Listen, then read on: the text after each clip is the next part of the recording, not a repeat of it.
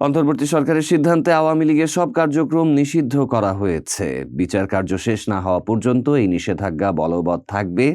এর প্রেক্ষিতে ঢাকা মহানগর পুলিশ বাড়তি নিরাপত্তা ব্যবস্থা নিয়েছে। শনিবার রাতে উপদেষ্টা পরিষদের জরুরি সভায় এই সিদ্ধান্ত নেওয়া হয়। একই সঙ্গে আন্তর্জাতিক অপরাধ ট্রাইব্যুনাল আইনের সংশোধনী প্রস্তাবও অনুমোদিত হয়েছে। ডিএমপির উপ পুলিশ কমিশনার মোহাম্মদ তালেবুর রহমান জানান, আওয়ামী লীগের নেতাকর্মীদের বিরুদ্ধে আইন শৃঙ্খলা ভঙ্গ ও জনমনে আতঙ্ক সৃষ্টির অভিযোগে নিয়মিত অভিযান চলছে। গত কয়েকদিন ধরে বিভিন্ন রাজনৈতিক দল ও ছাত্র জনতা আওয়ামী লীগকে নিষিদ্ধের দাবিতে কর্মসূচি পালন করছে। এই পরিস্থিতিতে জনগণের নিরাপত্তা নিশ্চিত করতে পুলিশ সর্বোচ্চ সতর্ক। তিনি হুঁশিয়ারি করে বলেন, আইন শৃঙ্খলা বিঘ্নিত করার চেষ্টা করলে নেওয়া হবে কঠোর ব্যবস্থা। অন্তর্বর্তী সরকার জুলাই ঘোষণাপত্র 30 কার্যদিবসের মধ্যে চূড়ান্ত করার সিদ্ধান্ত নিয়েছে। আওয়ামী লীগের কার্যক্রম নিষিদ্ধের এই পদক্ষেপ রাজনৈতিক স্থিতিশীলতা ও জননিরাপত্তা নিশ্চিতে গুরুত্বপূর্ণ। ঢাকায় পুলিশের এই বাড়তি নজরদারি শান্তিপূর্ণ পরিবেশ বজায় রাখতে সহায়ক হবে। মাদ্রাসার মধ্যে আমরা কেউ ক্লাস করব না। মাদ্রাসার প্রতিটি গেটের মধ্যে তালা ঝুলানো থাকবে। মাদ্রাসার কোনো বেতন দিব না আমরা। সুজা হোক আর প্রধানমন্ত্রী হোক, কাউকে আমরা সময় দিই। অন্যায়ের বিরুদ্ধে আমরা লড়তে পারি। আগে ছোট ছিলাম, কিছু বলতে পারিনি। এখন তো আমাদের জ্ঞান বুদ্ধি নেই, এখন তো অন্যায়ের বিরুদ্ধে আমরা কথা বলতে পারবো।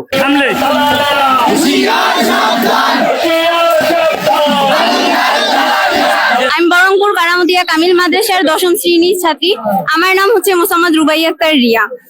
মাদ্রাসার সহ সভাপতি শামসুজ্জামান সুজা শিক্ষার্থী ও শিক্ষকগণকে সাথে বৈরী আচরণ করার কারণে তাকে মাদ্রাসার প্রশাসন কর্তৃক মাদ্রাসার ক্যাম্পাস থেকে অবাঞ্ছিত ঘোষণা করতে হবে এবং তাকে উক্ত পদ থেকে স্ব-ইচ্ছায় স্বজ্ঞানে পদত্যাগ করতে হবে। মাদ্রাসার চলমান কমিটি বিলুপ্ত করে শিক্ষক ও অভিভাবকদের ভোটের মাধ্যমে নতুন কমিটি নির্বাচন করতে হবে। মাদ্রাসার সুষ্ঠু, সুন্দর ও শিক্ষা বন্ধন পরিবেশ ফিরিয়ে আনতে ছাত্র সংসদ নির্বাচনের ব্যবস্থা করতে হবে।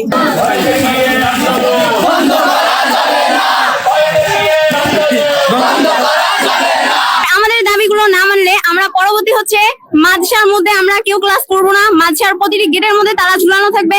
মাদ্রাসার কোনো বেতন দিব না আমরা। মাদ্রাসার পরীক্ষা বন্ধ করা হবে। আমার নাম হচ্ছে মোসাম্মদ রুবাই আক্তার রিয়া, ক্লাস 10। আমার শাখা হচ্ছে বিজ্ঞান। আমার রোল হচ্ছে 28।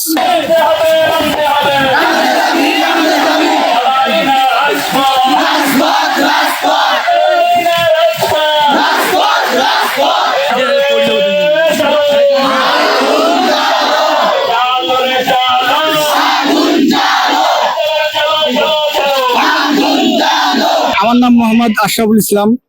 আমি এই মাদ্রাসারই একজন স্টুডেন্ট।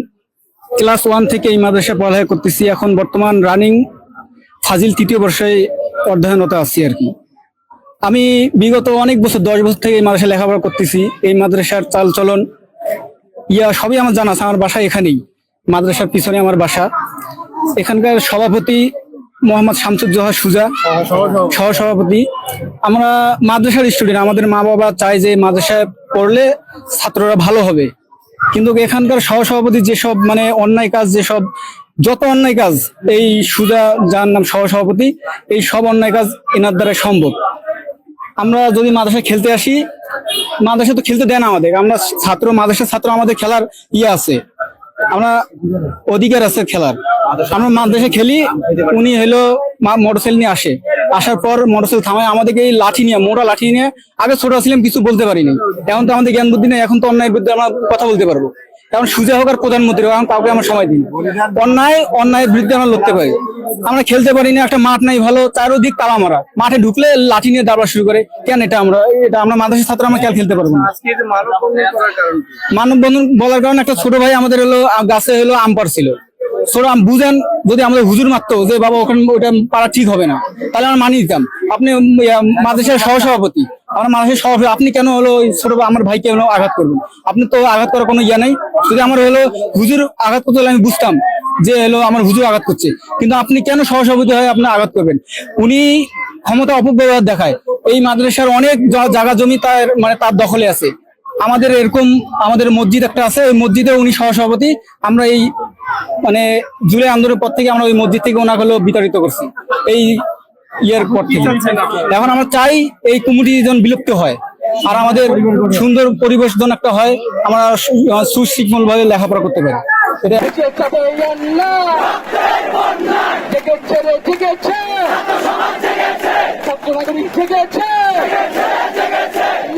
জুলাই মাসের ঐক্যবদ্ধ আন্দোলনের প্রেক্ষাপটে অন্তর্বর্তী সরকার একটি গুরুত্বপূর্ণ সিদ্ধান্ত নিয়েছে।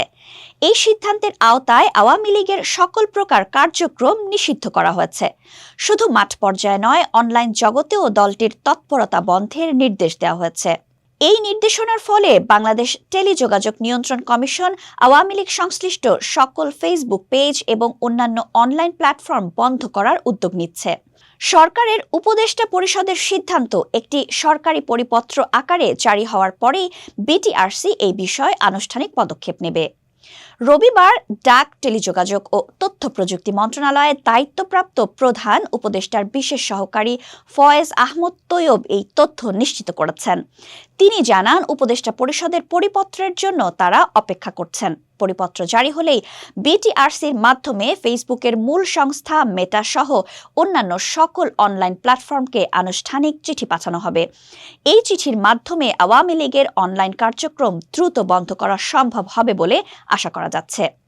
ফেসবুকে বাংলাদেশ আওয়ামী লীগ নামে দলের একটি ভেরিফাইড পেজ রয়েছে, যেখানে প্রায় 40 লক্ষ ফলোয়ার রয়েছে। উপদেষ্টা পরিষদের নিষেধাজ্ঞার সিদ্ধান্তের পরপরই এই পেজ থেকে একটি প্রতিবাদমূলক পোস্ট দেয়া হয় এবং পরবর্তীতে একটি আনুষ্ঠানিক বিবৃতিও শেয়ার করা হয়। এমনকি নিষেধাজ্ঞার পরেও পেজটিতে নিয়মিত বিভিন্ন পোস্ট দেখা যাচ্ছে।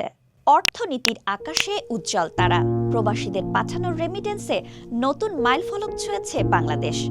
চলতি অর্থবছরের এপ্রিল পর্যন্ত 10 মাসে দেশে এসেছে রেকর্ড 2,454 কোটি ডলারের প্রবাসী আয়, যা গত অর্থবছরের একই সময়ের তুলনায় আকাশচুম্বী 28.34% বেশি। আর এই বিশাল অর্জনের নেপথ্যে সবচেয়ে বড় অবদান রেখেছেন সৌদি আরবে বসবাসকারী আমাদের ভাই বোনেরা। দীর্ঘ সময় পর আবারও রেমিটেন্স আহরণের শীর্ষে উঠে এসেছে সৌদি আরব। এপ্রিল মাসে মোট 275 কোটি ডলারের মধ্যে এককভাবে 49 কোটি 14 লাখ ডলার এসেছে সৌদি আরব থেকে, যা মোট আয়ের প্রায় 18%। দ্বিতীয় স্থানে রয়েছে সংযুক্ত আরব আমিরাত, যেখান থেকে এসেছে 37 কোটি 21 লাখ ডলার। তৃতীয় অবস্থানে যুক্তরাষ্ট্র, তাদের অবদান 33 কোটি ডলার। এরপর যুক্তরাজ্য থেকে এসেছে 29 কোটি 41 লাখ ডলার এবং পঞ্চম স্থানে থাকা মালয়েশিয়া থেকে এসেছে 21 কোটি 9 lakh dollar. Kuwait, Italy, Oman, Singapore এবং কাতারও রয়েছে শীর্ষ 10-এর তালিকায়। মনে আছে গত মার্চে দেশ একক মাসে সর্বোচ্চ 330 কোটি ডলার রেমিটেন্সের রেকর্ড করেছিল? সে সময় যুক্তরাষ্ট্রের প্রবাসীরা শীর্ষে ছিলেন, তবে দীর্ঘদিনের ভুল রিপোর্টিং এর কারণে এই চিত্রে বিভ্রান্তি ছিল। ব্যাংকগুলো এক্সচেঞ্জ হাউসের মাধ্যমে আসা বিভিন্ন দেশের রেমিটেন্সকে ভুলভাবে একটি নির্দিষ্ট দেশের নামে রিপোর্ট করত।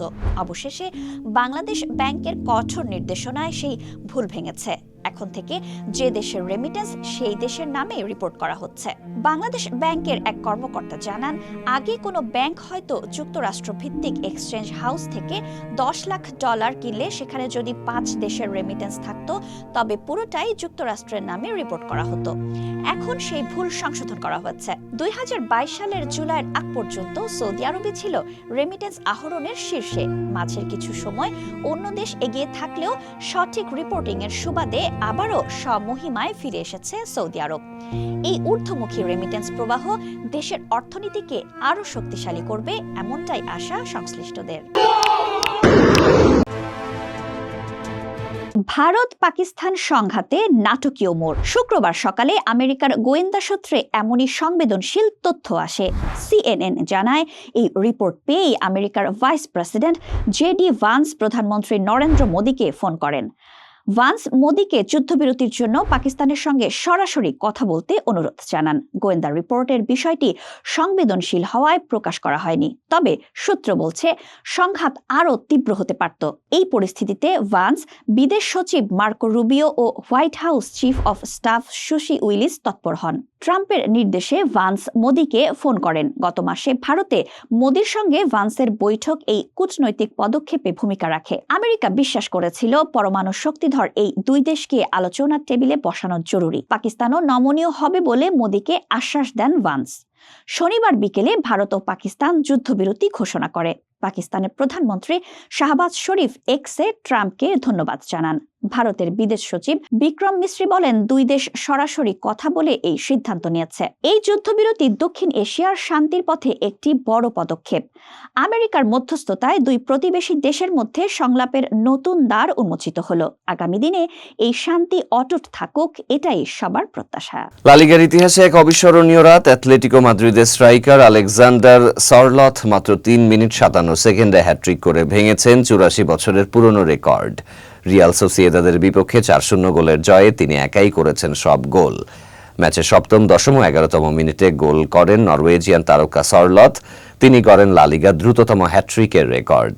এর আগে 1941 সালে ভ্যালেন্সিয়ার এডমুন্ডো সুয়ারেজ এবং 1929 সালে ইউরোপার কার্লোস বেস্তিত 7 মিনিটে এই কীর্তি গড়েছিলেন। 30তম মিনিটে চতুর্থ গোল করে সরলথ ম্যাচটিকে নিজের করে নেন। সতীর্থদের পাস আর তার দুর্দান্ত ফিনিশিং মিলে এই ঐতিহাসিক জয়। এর আগে গত মৌসুমে ভিয়ারিয়ালের হয়ে রিয়াল মাদ্রিদের বিপক্ষে 4 গোল করেছিলেন সরলথ। এবার অ্যাথলেটিকো জার্সিতে একই কীর্তি। লা লিগার ইতিহাসে মেসি, রোনালদো ও সুয়ারেজের পাশে চতুর্থ খেলোয়াড় হিসেবে দুবার এক ম্যাচে 4 গোলের তালিকায় নাম তুললেন তিনি। এই মৌসুমে 17 গোল নিয়ে তিনি লিগের শীর্ষ স্কোরারদের একজন। এই জয়ে অ্যাথলেটিকো মাদ্রিদ তৃতীয় স্থান ধরে রেখে আগামী মৌসুমে চ্যাম্পিয়ন্স লিগ নিশ্চিত করেছে। সরলথের এই অসাধারণ পারফরমেন্সে লা লিগার ইতিহাসে চিরস্মরণীয় হয়ে থাকবে। ফুটবল প্রেমীদের মনে তিনি গেঁথে দিয়েছেন নতুন এক কিংবদন্তির নাম।